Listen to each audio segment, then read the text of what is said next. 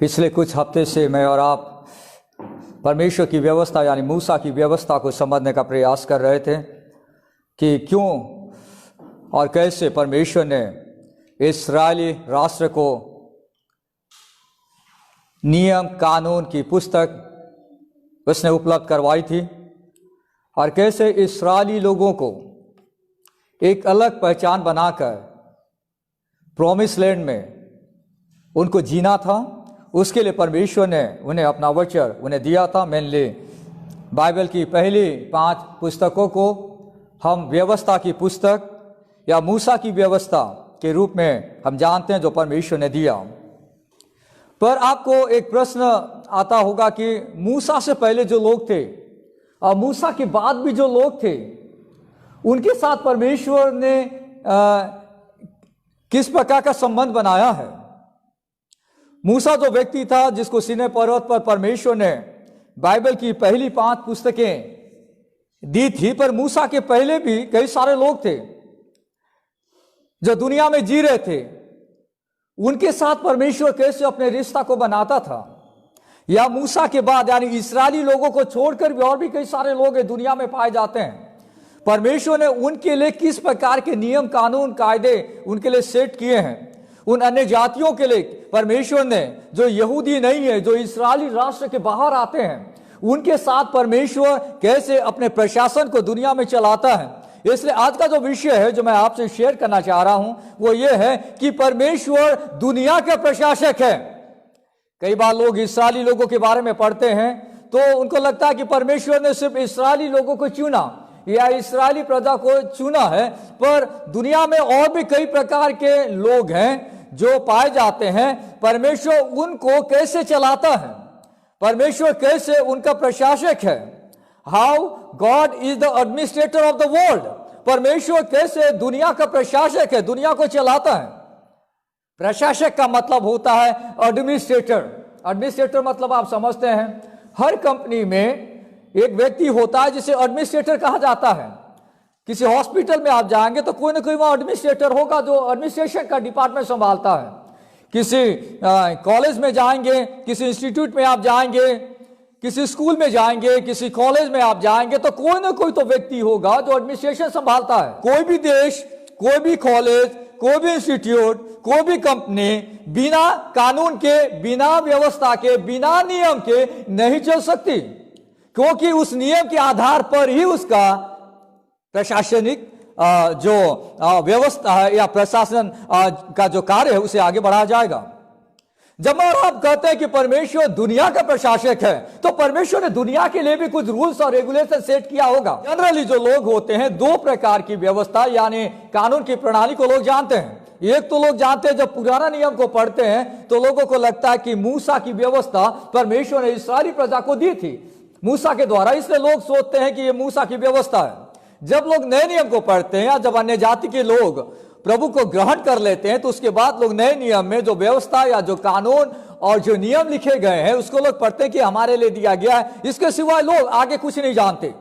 पर आज मैं आपको जिस विषय पे बताना चाह रहा हूं, जो टाइटल मैंने रखा वो ये है कि परमेश्वर दुनिया का प्रशासक है। God is the administrator of the whole world. पूरी दुनिया का वो प्रशासक है। उसके लिए परमेश्वर ने पूरी दुनिया के लिए जो रूल्स और लॉ जो बनाया है, शुरू से ही हम उन लॉ के बारे में हम जानते हैं कि परमेश्वर ने जो व्यवस्था या जो कानून, जो नियम परमेश्वर ने दुनिया के लिए बनाया। परमेश्वर अपने नियम प्रणाली के द्वारा लोगों को सिखाता है और दुनिया को चलाता है, लोगों से वो संबंध बनाता है।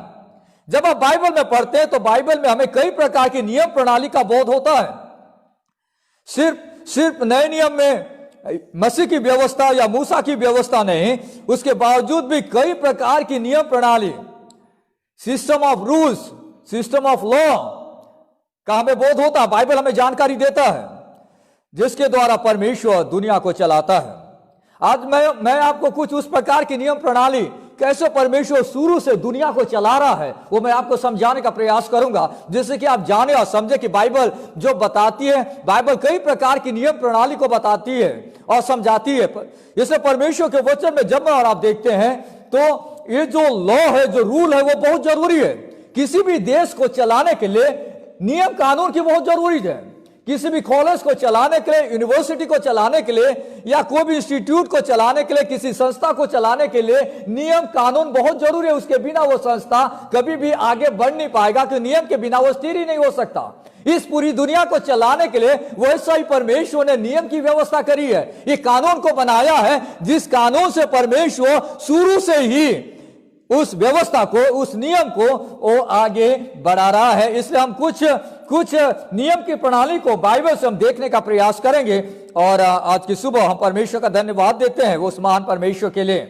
सबसे पहला जो नियम की प्रणाली है उसे स्वभाव का नियम कहा जाता है। स्वभाव का नियम यानी प्रकृति का नियम है। क्या होता है, अगर आप पढ़ेंगे रोमियो की पुस्तक, उसका 2 अध्याय, उसका 14वां पद, जब अन्य जाति के लोग जिनके पास व्यवस्था नहीं है स्वभाव ही से व्यवस्था की बातों पे चलते हैं, तो व्यवस्था उनके पास न होने पर भी वे अपने लिए आप ही व्यवस्था है। पद 15 में लिखता है, वे व्यवस्था की बातें अपने हृदयों में लिखी हुई दिखाते हैं, और उनके विवेक भी गवाही देते हैं, और उनकी विचार, उनकी जिन चिंताएं परस्पर दोष लगाती या उन्हें निर्दोष ठहराती है। जब आप इस पाठ को पढ़ रहे हैं तो यहाँ पे जो पौलुस है इस्राएली लोगों को जो धार्मिकता है या जो व्यवस्था है उसके बारे में समझाने का प्रयास कर रहा है। इस्राएली लोग जो सोचा करते थे कि वो लोग कहते थे कि हमारे पास तो परमेश्वर की व्यवस्था अन्य जातियों के पास नहीं है। मूसा की जो पहली, बाइबल की पहली जो 5 पुस्तकें हैं दुनिया में किसी समाज के पास नहीं है जो परमेश्वर ने दिया है, सिर्फ इस्राएली लोगों के पास है।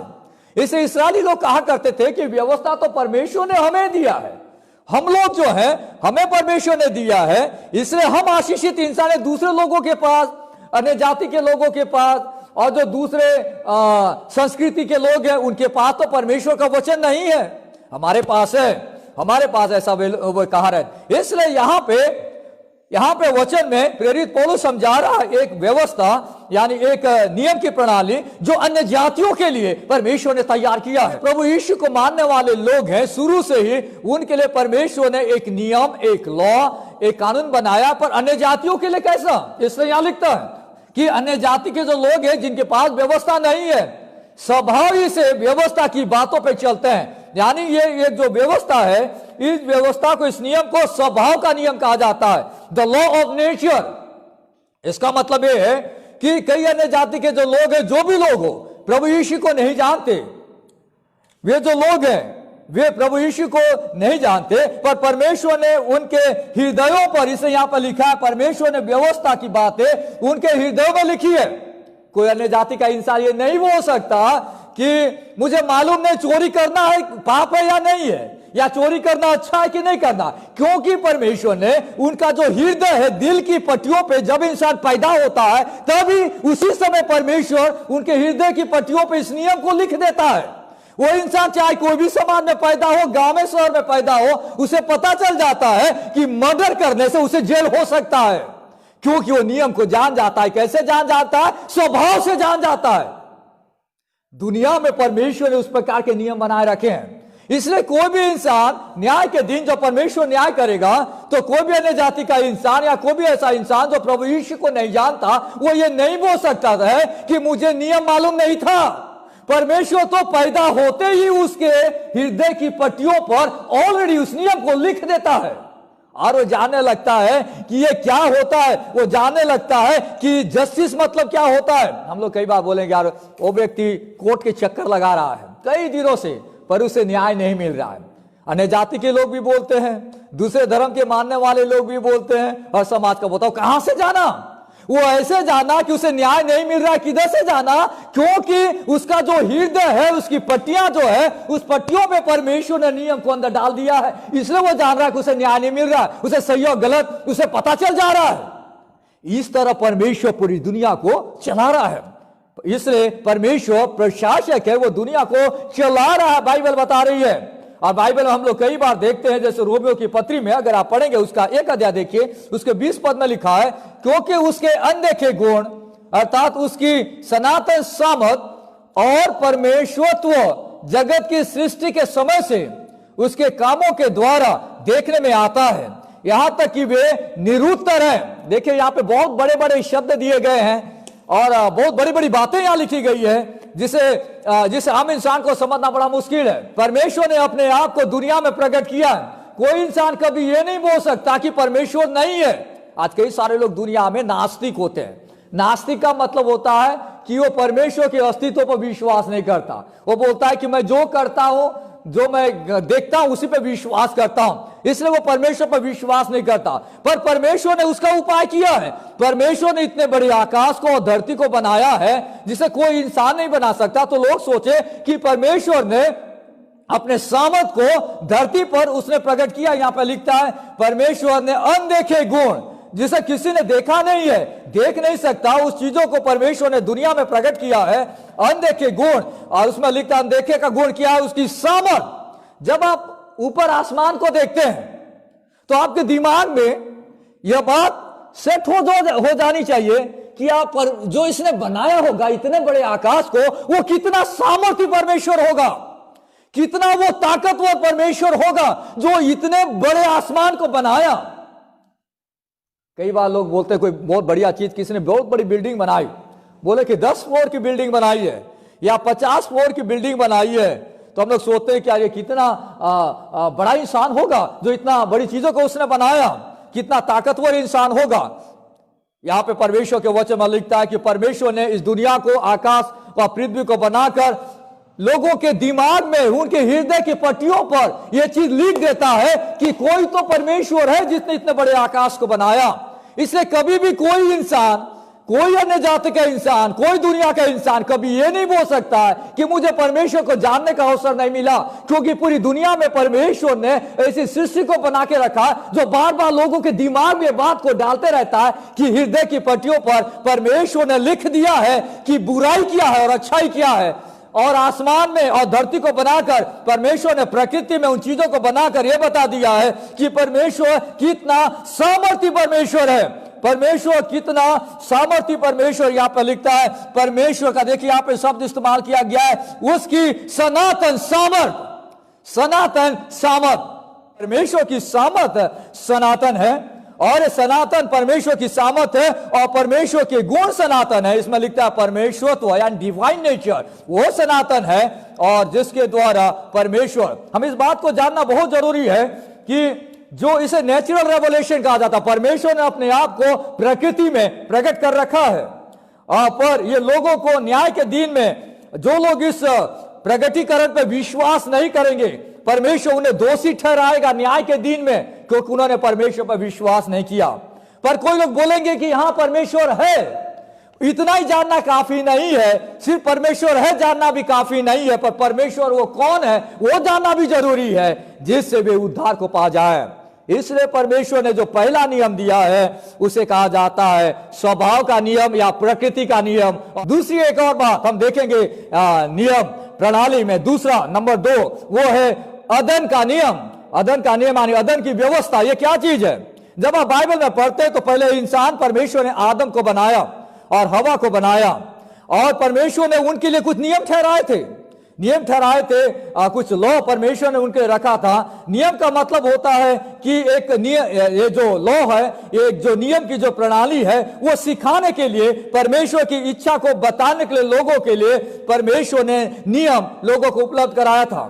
जब आप पढ़ते हैं आदम और हवा के बारे में, परमेश्वर ने उन्हें परमेश्वर के साथ कैसे रिश्ता बनाना है और आज्ञाओं को मानना, परमेश्वर ने उन्हें नियम दिया था। पहले दुनिया के पहले इंसान को भी परमेश्वर ने नियम उपलब्ध करवाया था और परमेश्वर ने उन्हें नियम दिया था। उनसे कहा था कि तुम तैयार हो जाओ और इस बगीचे की देखरेख करो। आदम और हवा को परमेश्वर ने नियम दिया था कि तुम इस बगीचे की देखरेख करो, अदन की जो बाग है, अदन की जो वाटिका है उसकी देखरेख करो, पर तुम इस वृक्ष से, इस जो गार्डन है इसके सारे वृक्ष के फलों को खा सकते हो, पर एक ही वृक्ष का फल जो भले बुरे के ज्ञान के वृक्ष का फल है उसका फल तुम मत खाना। पर दुर्भाग्यवश उन्होंने उसे खा लिया और वे पापी ठहरे और इसलिए वो जो नियम है वहां पे आदम और हवा ने तोड़ दिया। ये एक प्रकार का नियम की प्रणाली है जो बाइबल बताते हैं। पहली बात मैंने आपसे कहा वो है स्वभाव का नियम जो हर व्यक्ति के हृदय की पट्टियों पे परमेश्वर ने लिखा है। दूसरा अदन का नियम परमेश्वर ने आदम और हवा को दिया था जिसका उन्हें पालन करना था, पर दुर्भाग्यवश वे उसे नहीं कर सके। तीसरा और एक नियम प्रणाली महाराज परमेश्वर के वचन में देखते हैं, उत्पत्ति की पुस्तक उसका 26वां अध्याय उसके 5वें पद को हम पढ़ते हैं। उत्पत्ति की पुस्तक उसका 26वां अध्याय उसका 5वां पद।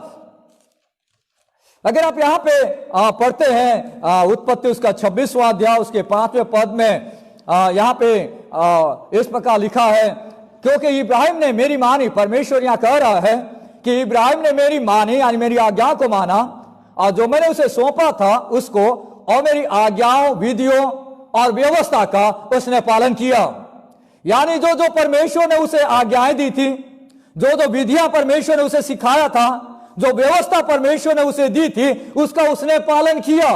इसका मतलब यह है कि इसे कहा जाता है पूर्वजों का नियम। पूर्वज यानी जो इब्राहिम, इसहाक और याकूब थे। परमेश्वर ने इब्राहिम को बात की थी, परमेश्वर ने उसे आज्ञा दी थी कि उसका जीवन कैसा हो। परमेश्वर ने इसहाक से बातें की, याकूब से बातें की, और परमेश्वर ने अपना नियम उन्हें दिया था। और बाइबल यह कहती है 5वें पद में कि इब्राहिम ने मेरी मानी, इब्राहिम ने मेरी मानी, और जो मैंने उसे सौंपा था, मेरी आज्ञाएं, आज्ञा, विधियां, व्यवस्था का उसने पालन किया, पालन उसने किया। आप देखते हैं यहां पे परमेश्वर के वचन का उन्होंने पालन किया, बाइबल यहां पे बताती है। यानी पूर्वजों का नियम, परमेश्वर देखिए कैसे नियम को शुरुआती दिनों से आगे बढ़ा रहा है। और मैं आने वाले दिनों में आपको समझाते जाऊंगा कि आज हम लोग किस प्रकार के नियम को फॉलो कर रहे हैं, क्योंकि कई बार कई सारे लोगों के दिमाग में प्रश्न उठता है, जो मैं आने वाले दिनों में बताऊंगा कि हम लोगों को पुराना नियम का जो नियम है उसे मानना चाहिए या नहीं मानना चाहिए। आप जानते हैं जो जैसे कलेक्टर को जिलाध्यक्ष कहा जाता है, यानी जिला की पूरी जिम्मेदारी कलेक्टर को दी गई है कि जिले में जो कानून व्यवस्था है वो कलेक्टर के अधीन में चले। और कलेक्टर बहुत पावरफुल इंसान होता है, क्योंकि वो कानून का जानकार भी होता है और वो एडमिनिस्ट्रेटर होता है। वो जो नियम को वो देखता है कि सही रीति से नियम चल रहा या नहीं चल रहा है, और वे ऑफिसर होते हैं। इसलिए आप जानते हैं जो कलेक्टर बनते हैं वो उन्हें आईएएस कहा जाता है, इंडियन एडमिनिस्ट्रेटिव ऑफिसर। यानी इंडिया में अलग अलग जिला में उन्हें एडमिनिस्ट्रेशन का डिपार्टमेंट दिया जाता है, इसलिए उसका नाम है आईएएस ऑफिसर कहा जाता है, क्योंकि वे एडमिनिस्ट्रेशन डिपार्टमेंट को देखते हैं। इसी प्रकार मैं आपको समझाने का प्रयास कर रहा हूं कि पूरी दुनिया का जो एडमिनिस्ट्रेशन देखता है वो परमेश्वर है, जो पूरी दुनिया को चलाता है। और इसलिए उसने शुरू से ही उसने प्रशासन की व्यवस्था करी है। तो जो प्रणाली है, नियम की प्रणाली है, उसे मूसा की व्यवस्था या मूसा का नियम कहा जाता है, जो इस्राएली लोगों को दी गई थी। जानना बहुत जरूरी है, मूसा का जो नियम है इस्राएली राष्ट्र को उनकी आइडेंटिटी के लिए वहां पे दी गई है। और बाइबल के जो जानकार हैं वे कहते हैं कि मूसा की व्यवस्था में कुल मिलाकर 613 आज्ञा दी गई है। यानी बाइबल की पहली जो 5 पुस्तकें हैं उसमें total 613 commandments are given. 613 commandment वहां पे दिए गए हैं, और उसमें कुछ नेगेटिव कमांड है तुम नहीं करो, और उसमें कुछ कमांडमेंट है पॉजिटिव, सकारात्मक कि तुम करो। तो अगर हम उसको भी स्टडी करते हैं उस बाइबल की पुस्तकों को, हम लोग जानते हैं कि टोटल वहां पे जो टोटल 613 जो कमांडमेंट है उसमें से 365 नकारात्मक कमांडमेंट दिए गए हैं। 365 बहुत आसान है। कई सारे लोग पहली बार आप सुन रहे होंगे मूसा की व्यवस्था के ऊपर में किस प्रकार की कमांडमेंट्स और आज्ञा दी गई है। टोटल नेगेटिव यानी नकारात्मक। नकारात्मक का मतलब है जैसे तुम हत्या न करना, यानी नहीं वाला नेगेटिव कमांड में टोटल 365। बहुत आसान है याद करना, क्योंकि एक साल में कितने दिन होते हैं? 365 दिन होता है, तो आसानी से आप याद कर सकते हैं। 365 नकारात्मक यानी नेगेटिव कमांडमेंट दिए गए हैं, और 248 पॉजिटिव कमांडमेंट हैं, यानी 248 सकारात्मक आदेश वहां पे दिए। ये भी बहुत आसान है जानना। 2 4 8 अगर आपको गुणा आता है तो बोलते हैं 2 2 4 होता है, 4 2 8। तो 2 से मल्टीप्लाई करना है, 2 गुणा 2 4, 4 गुणा 2 8, 2 4 8, 248 पॉजिटिव कमांडमेंट परमेश्वर के वचन में दिए गए हैं। इसलिए चूंकि परमेश्वर ने सारी चीजें दी हैं, जो इस्राएली जो लोग हैं उनके जीवन को डायरेक्शन देने के लिए परमेश्वर ने दिए हैं। परमेश्वर का धन्यवाद हो। आज मैं आपको शॉर्ट में 4 जो नियम की प्रणाली है मैंने आपको समझाने का प्रयास किया। आने वाले संडे में मैं कंटिन्यू करूंगा और आगे की नियम प्रणाली जो है उसे मैं आपको समझाने का प्रयास करूंगा। प्रभु का धन्यवाद हो। एक बात आज आप दिमाग में रखें, आज का जो मेन थीम है जो मैं आपको बताना चाहता हूं वो ये है कि परमेश्वर दुनिया का प्रशासक है। परमेश्वर दुनिया का प्रशासक है। परमेश्वर दुनिया को चलाने वाला है, इसलिए उसने नियम प्रणाली बनाई है। शुरू से ही नियम प्रणाली परमेश्वर ने बनाई है। नंबर 1 मैंने कहा स्वभाव का नियम, the law of nature. Number 2 जो है अदन का नियम, the law of Eden. Number 3 पूर्वजों का नियम, the law of the patriarchs. Number 4 मूसा की व्यवस्था, द लॉ ऑफ मोजेस। मेरा और आपका परमेश्वर दुनिया का एडमिनिस्ट्रेटर है। कोई एक जिले का नहीं, कोई राज्य का नहीं, कोई देश का नहीं, पूरी दुनिया को चलाने वाला परमेश्वर है। वो सारी चीजों को जानता है, वो दुनिया का प्रशासक है। Our god is the administrator of the whole world. आइए हम अपने आंखों को प्रभु के सामने बंद करें। जिस परमेश्वर के पास में और आप आते हैं वो परमेश्वर दुनिया का प्रशासक है। He is the administrator of the world. ऐसे महान परमेश्वर को मैं और आप जानते हैं। क्योंकि वो दुनिया को चलाता है, इसलिए मेरे और आपके जीवन को भी वो चलाने वाला परमेश्वर है।